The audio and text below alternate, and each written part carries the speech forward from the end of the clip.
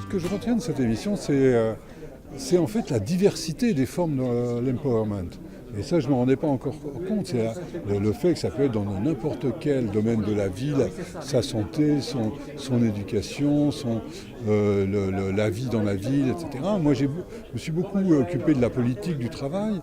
Et il y a une variété des formes où il y a beaucoup d'innovation, où l'innovation appartient aux personnes ou aux groupes qui se constituent dans le moment même où elles innovent. Ça, je pense qu'il y a quelque chose là qui est extrêmement fort et extrêmement positif et différent. Alors, bien sûr, ça prend la forme de démocratie participative. On a beaucoup parlé de démocratie participative, mais je pense qu'il y a aussi des formes qui sont plus de démocratie directe ou d'action directe, qui ne sont pas forcément institutionnalisées, quoi.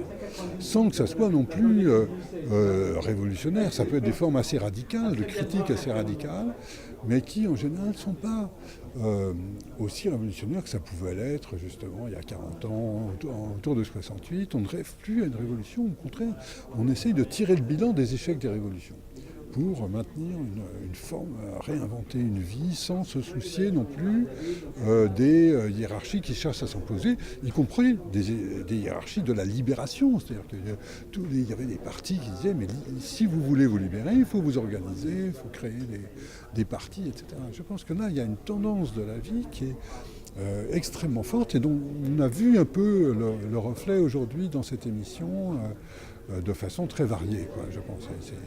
À mon avis, voilà. Donc,